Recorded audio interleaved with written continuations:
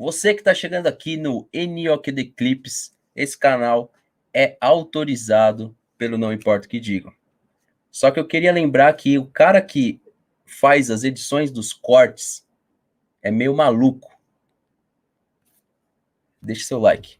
Que deslanchou com os dois, até brincando com a situação, o Veiga falou, Flaco foi para a seleção e voltou Messi. Você concorda? Menos porque, já disse várias vezes, o Brasil é um país especial, mas não pode ser do 8 e do 80, não é? Vocês sabem muito bem o que é que a torcida fez comigo, e portanto eu sou exatamente o mesmo, mas não me esqueço daquilo que fizeram e o que é que me chamaram, a mim e aos meus jogadores, não me esqueço. Isso está marcado no meu coração, está marcado. Ó, aqui eu já preciso, vamos lá, ele se sente ofendido do que a torcida fez com ele no estádio, eu acho, depois da eliminação contra o Corinthians, naquele período, né? Acho que aí não é um contexto só de internet, né? Meus amigos, vamos lá. Ele puxou, veja, olha o que eu acabei de mostrar aqui pra vocês, cara. Isso aqui é a nossa torcida, pô. Isso aqui, ó, febre verde. Ó, não sei se você que criou, mas ó. Olha aí, ó. Dá pra ver? Ó. Não sei se tá focando aí, tá? Cara, é muito bom pegar pessoas que são neutras, sabe? Tipo o Marcão Raiz, que é um corintiano, a Thalita aqui, que é São Paulina. Ela falou, é parte dessa torcida que o Abel também leva a sério. Igual, vocês viram? Quem leva a sério a comparação do Lopes com o Messi? Tipo, cara, o Lopes tá jogando muito. Compara ele ao Barcos. Top. Top. Compara ele ao Barcos. Top. Agora, o Abel Ferreira ele tá confundindo algumas coisas.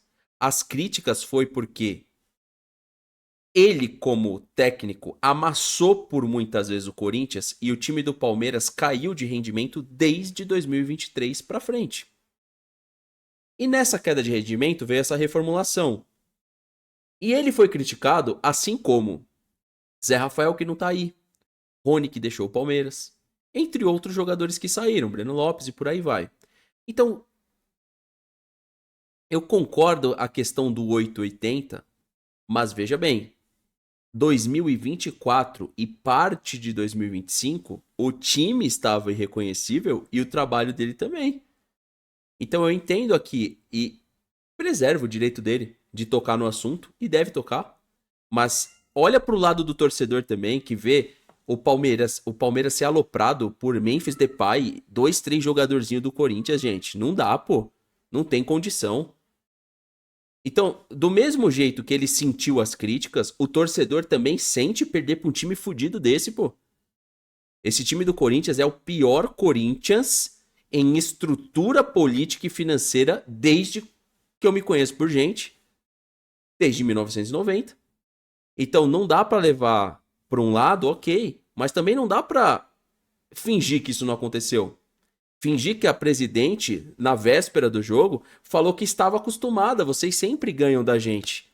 Ela não reconhece nem parte do trabalho do Abel Ferreira, que até então só tinha perdido pro Corinthians uma vez. Até essa derrocada de derrotas ali, que foi a vez quando o Roger Guedes foi bem lá no clássico contra o Palmeiras. No mais, eram empates que o Corinthians tinha e esmagadora vitória do Palmeiras. Então, assim, se é pra tirar as coisas do contexto, a gente pode tirar aqui.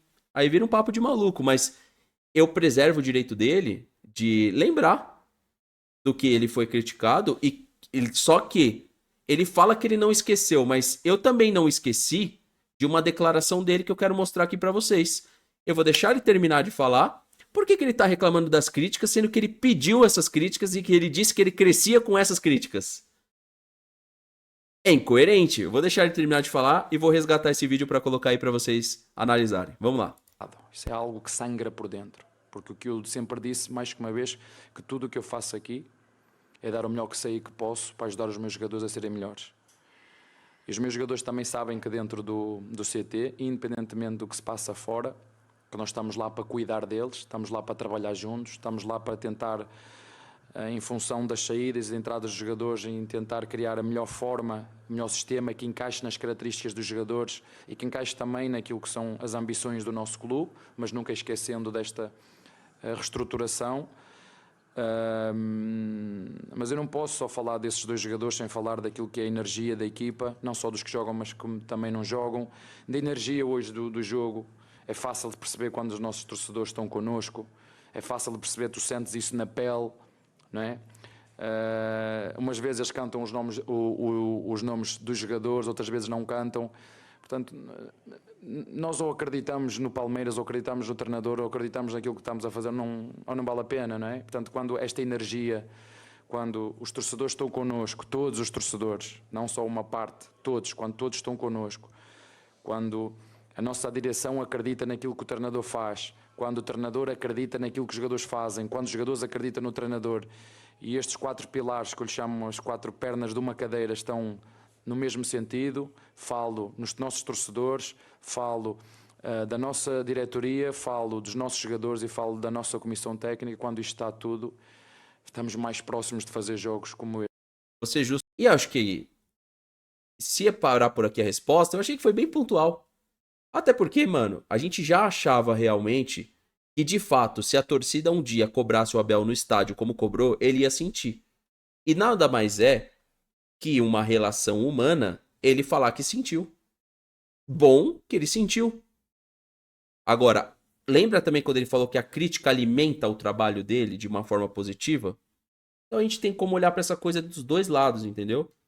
Será que foi tão negativo assim a reformulação? Será que parte das críticas da torcida que foram embutidas a ele, que também eram Breno Lopes, Rony, olha o Lopes, olha o Rony.